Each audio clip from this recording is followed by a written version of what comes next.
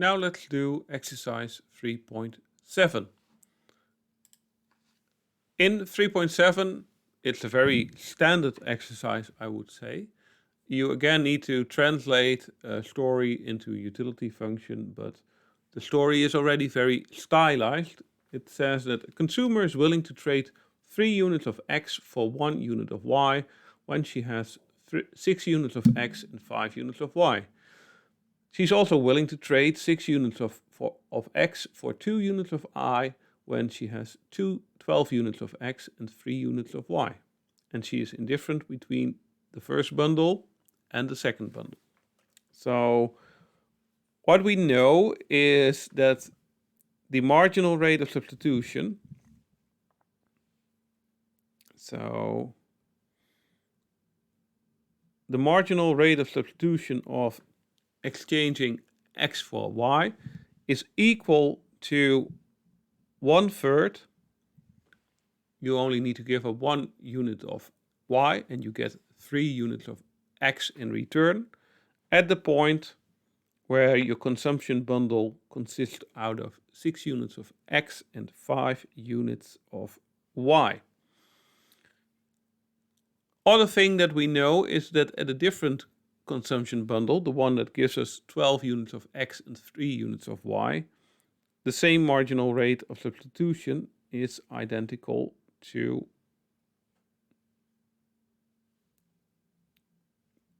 2/6. So she's willing to trade in 6 units of X for 2 units of Y, but of course this boils down to, again, 1/3.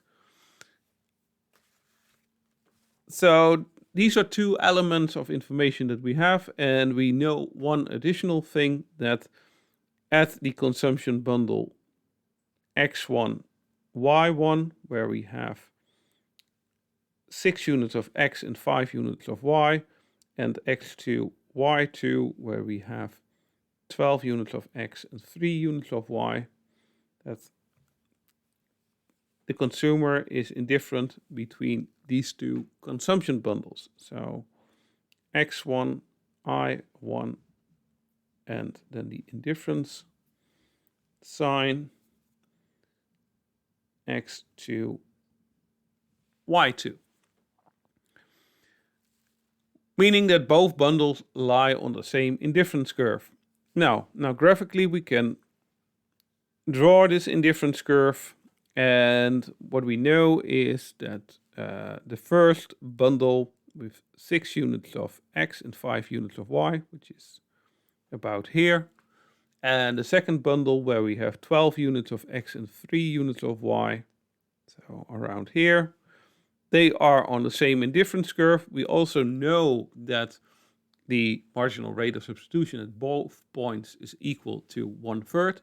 So the slope of the indifference curve must be the negative of that. So both at this point, the slope must be minus 1/3. And also at this point, the slope must be equal to minus 1/3. So this is officially the only thing that we know. So we don't know what the utility function looks like at points other than 6,5 and 12,3. But from this, we might infer that we have a situation where the indifference curve has the following shape, and we have a situation with perfect substitutes, where whatever our consumption bundle is, we are willing to give up 1 unit of Y in order to get 3 additional units of X. If that's the case, then our utility function can be written as follows.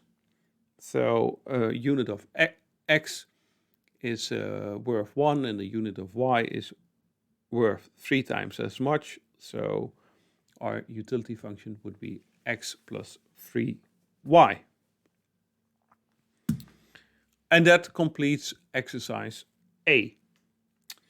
Exercise B, similar story. From the information that is given, we can back out the marginal rate of substitution at 2 consumption bundles.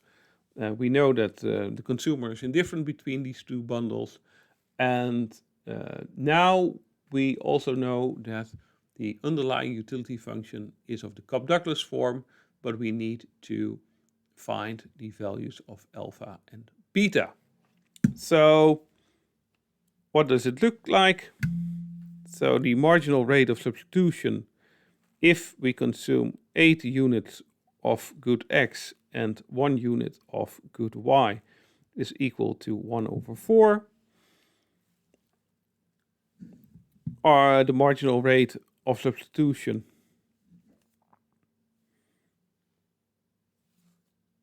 at the second consumption bundle, where we consume 4 units of X and 4 units of Y, is equal to 2. And we know that at these two bundles, X1, Y1, 8, 1, and X2, Y2, 4, 4, the consumer is indifferent between the two.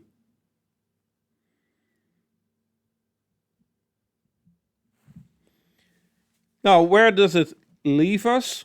So for the Cobb-Douglas utility function, we know that the marginal rate of substitution is of the following form: the marginal utility of X divided by the marginal utility of Y. And for Cobb-Douglas, we know that this is of the form alpha Y divided by beta X. Then, given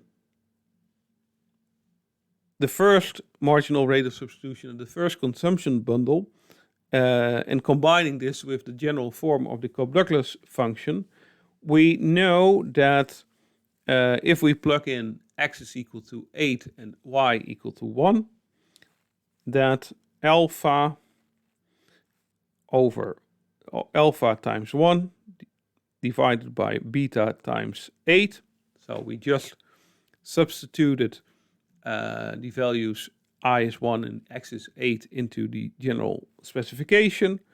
Then we know from the first equation that at the first consumption bundle this is equal to 1/4. And it immediately follows that alpha is equal to 2 times beta. And for Cobb-Douglas, we normalize the sum of alpha and beta always to 1. Or always, but often, because we can do so without loss of generality. So alpha plus beta is equal to 1. And combining these two elements of information, we find that alpha is equal to 2/3 and beta is equal to 1/3. So notice that we only used the first marginal rate of substitution in the first consumption bundle, and we didn't use the second one. So the information that we are given about the second marginal rate of substitution is redundant information here. We don't need it in order to solve for alpha and beta. And why is that? Well, it's because the Cobb-Douglas function is a homothetic utility function reflecting homothetic preferences. And the marginal rate of substitution, as a consequence, only depends on the ratio in which the two goods are consumed. So if we know the marginal rate of substitution at one point, then we know already alpha and beta. And we can do, just for fun, maybe your definition of fun is different, but within the context of this course, if we do it for the second one, the marginal rate of substitution when X is 4 and Y is 4, we know that here the thing is equal to 2. So alpha times 4 divided by beta times 4 is equal to 2. And solving for alpha again gives us alpha is 2 times beta. So it contains exactly the same information as the first marginal rate of substitution, and we don't learn anything in addition. But we also don't need to learn anything in addition because the Cobb-Douglas function is homothetic. It's